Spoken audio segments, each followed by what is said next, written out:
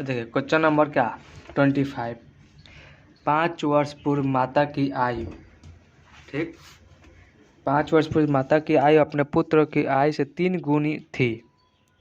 ठीक, पुत्र की आयु से 3 गुनी थी। 6 वर्ष पूर्व नहीं 16 वर्ष पूर्व पिता की आयु माता और पुत्र की आयु के योग के बराबर थी। जो 16 वर्ष पूर्व पिता की आयु थी वो माता और पुत्र की आयु की योग के बराबर थी। पिता की वर्तमान आयु माता की आयु से 2 वर्ष अधिक है। माता पिता व पुत्र की वर्तमान आयु। अब देखिए मान लेते हैं क्या, माना पिता की वर्तमान आयु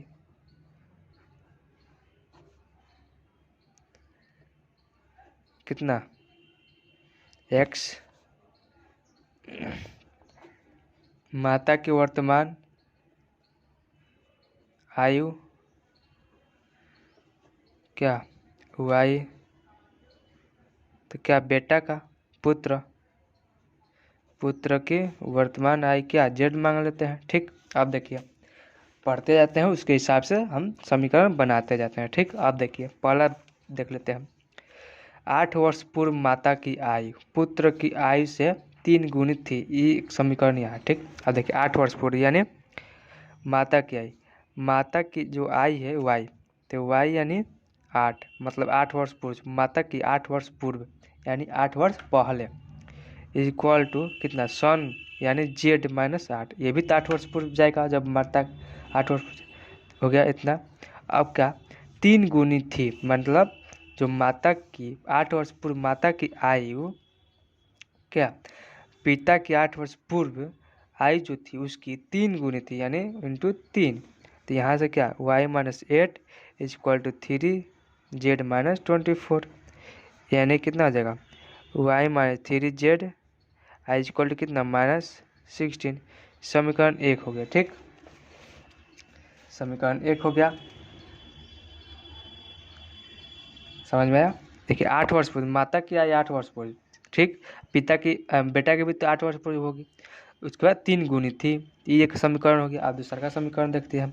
अब देखिए 16 वर्ष पूर्व पिता की आयु माता और पुत्र की आयु के योग के बराबर है। ठीक, 16 वर्ष पूर्व यानी पिता की 16 वर्ष पूर्व कितना, पिता कितना x है तो x माइनस 16, आप कितना 16 वर्ष पुत्र और 16 वर्ष पूर्व माता की आयु जो है उसके योगफल के बराबर है। तो माता की आयु कितना आ जाएगा 16 वर्ष पूर्व y माइनस 16 वर्ष पूर्व माता की आयु प्लस पुत्र की आयु 16 वर्ष पूर्व कितना आ जाएगा z माइनस 16।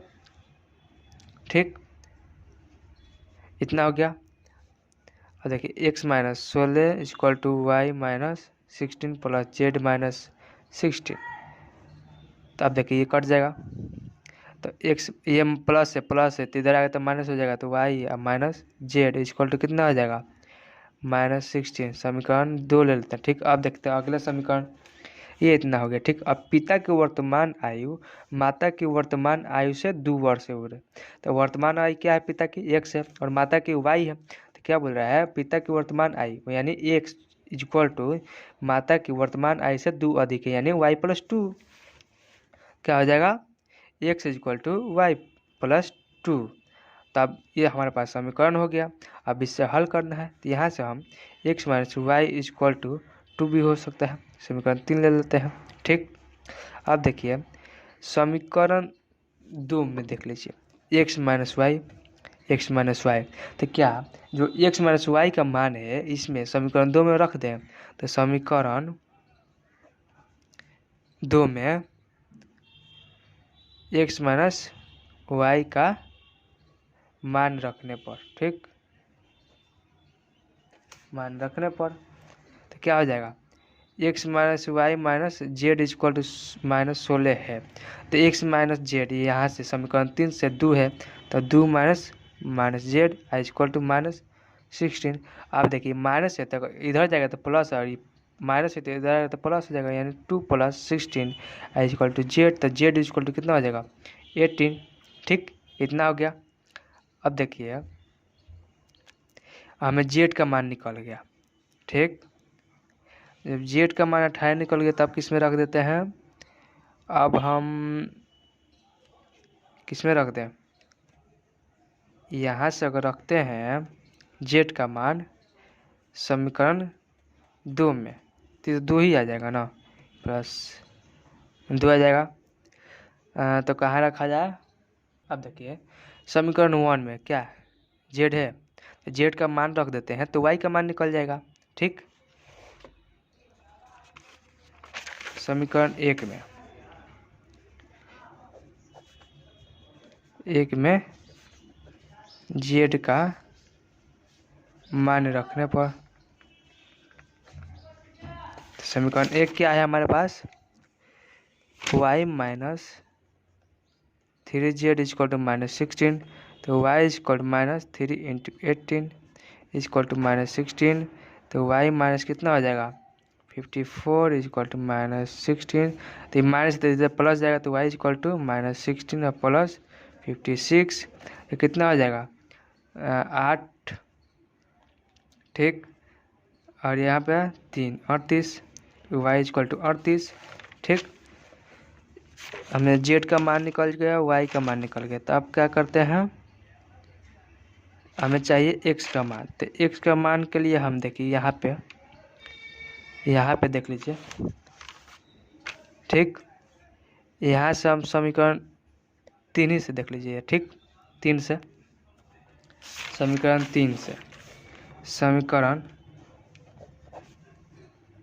3 में y का मान रखने पर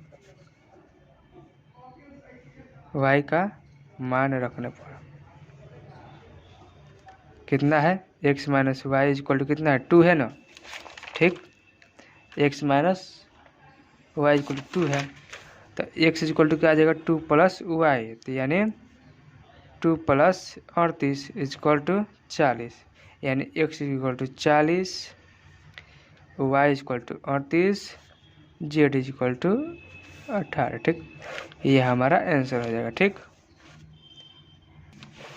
देखिए क्वेश्चन नंबर 26, कुमार एक वस्तु 26 में बेचता है। ठीक, कोई वस्तु है कुमार 26 में बेचता है जिससे उसको उतने ही प्रतिशत की हानि होती है जितने की वस्तु क्रय थी, वस्तु का क्रय मूल्य होगी। उतने ही प्रतिशत की हानि होती है,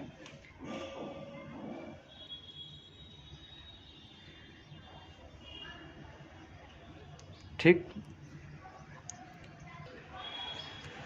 मतलब जितना खरीदता है, ठीक, जितना पर उतना ही प्रतिशत का हानि भी होता है। ठीक, तो कोई वस्तु मतलब 21 में बेचता है कुमार।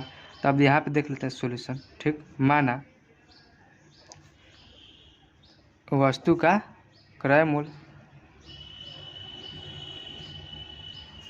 वस्तु का क्रय मूल्य बराबर क्या,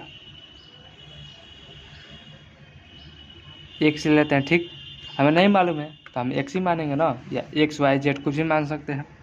तो इसलिए क्या हो जाएगा हानि प्रतिशत क्या हो जाएगा, हानि प्रतिशत होगा एक्स का x बाई 100, हानि प्रतिशत ऐसे ही निकालते हैं, पता होगा आप सबको। तो x स्क्वायर 100 हो जाएगा। ठीक, तो विक्रय मूल्य बराबर क्या हो जाएगा, ये हानि निकल गया, ये क्रय मूल्य हो गया हमारे पास। तो विक्रय मूल्य बराबर कितना हो जाएगा, विक्रय मूल्य बराबर क्या होता है जो हम बेचते हैं। ठीक, तो मान लीजिए हमें हानि हुआ है तो क्या हो जाएगा क्रय मूल्य और माइनस हानि, तभी तो विक्रय मूल्य आएगा। और लाभ होता है वह क्या होगा, लाभ में क्या हो जाएगा विक्रय मूल्य माइनस क्रय मूल्य। तो यहाँ हानि बोल रहा है इसलिए क्या करें क्रय मूल्य माइनस विक्रय मूल्य। ठीक, तो क्रय मूल्य कितना x है और हानि प्रतिशत कितना है x स्क्वायर बाई 100। ठीक, क्रय विक्रय मूल्य कितना दे रखा है 21। ठीक, 21 दे रखा है, तब स्क्वायर करें तो कितना आ जाएगा 100x minus x square by 100। तो क्रॉस मल्टीप्लिकेशन करेंगे तो कितना हो जाएगा 21 हो जाएगा, ये 100x माइनस एक्स स्क्वायर। ठीक, ये कितना हो जाएगा हमारे पास आ जाएगा 100x minus x square, minus इधर आएगा तो क्या आ जाएगा प्लस हो जाएगा एक्स स्क्वायर, ये माइनस है प्लस है तो इधर आएगा तो माइनस, तो 100x प्लस 21 इक्वल टू 0। अब ये फर्स्ट इंटू लास्ट पर तोड़ देंगे तो क्या हो जाएगा, x square minus 70x minus 30x plus 2100 equal to 0। तो x कॉमन लेंगे तो x माइनस 70 और माइनस 30 कॉमन लेंगे तो क्या आ जाएगा, x माइनस कितना आ जाएगा 70 इक्वल टू 0। तो x माइनस 30 इक्वल टू 0 और x माइनस 70 इक्वल टू 0। तो x इक्वल टू 30 और x इक्वल टू 70, ये हमारा आंसर हो जाएगा। ठीक, अब देखिए हमारे पास 27 नंबर, यदि समीकरण x square minus p x plus q is equal to 0 के मूल अल्फा बीटा है तो alpha by beta plus beta by alpha का मान होगा। तो alpha by beta plus beta by alpha, इसको हल करते हैं तो कितना हो जाएगा, एलसीएम लगेगा तो अल्फा इंटू बीटा, तो ये हो जाएगा alpha square plus beta square. तो alpha square plus beta square का मान कितना हो जाएगा, अल्फा प्लस बीटा का स्क्वायर माइनस क्या हो जाएगा 2 alpha into beta by alpha into beta. तब अल्फा प्लस बीटा का मान कितना हो जाएगा, समीकरण से ले लेंगे माइनस बी बाई ए, तो माइनस बी बाई यानी पी, ठीक, ए एक है यानी पी हो जाएगा।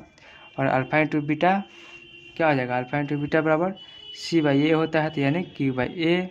अब देखिए alpha into beta alpha plus beta का मान इसमें भर देते हैं, तो यानी P A square minus 2 into Q by alpha into beta का मान क्यू, यानी P square minus 2q by Q, ये हमारा आंसर हो जाएगा। ठीक,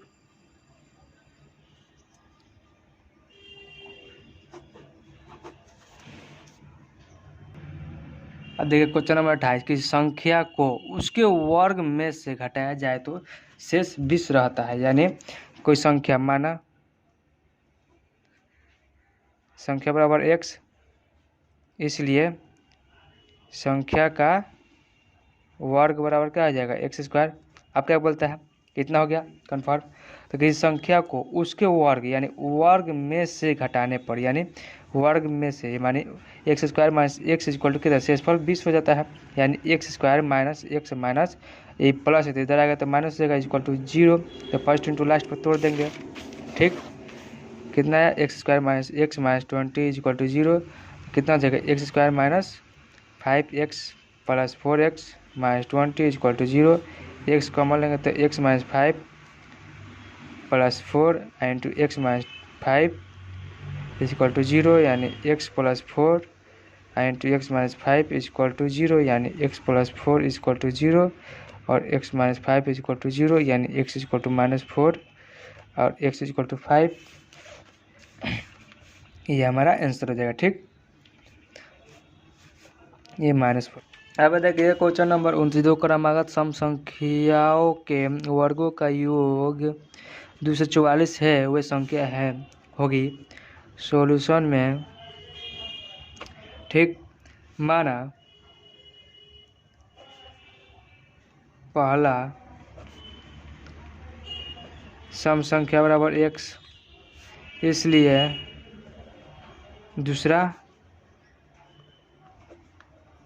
सम संख्या बराबर x प्लस 2 हो जाएगा, होगा।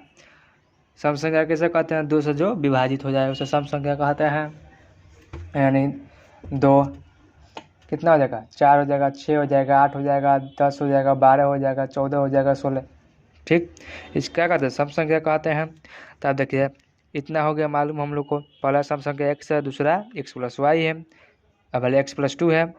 तो वर्गों का योग यानी इसके वर्ग और इसके वर्ग का जो योगफल होगा वह 244 होगा, यानी प्रश्नानुसार। ठीक, प्रश्नानुसार x square plus x plus 2 का whole square is equal to 244। ठीक, तो अब इसको a प्लस बी के होल स्क्वायर पर तोड़ देते हैं, तो एक्स स्क्वायर प्लस कितना हो जाएगा 4 plus 4x is equal to 244।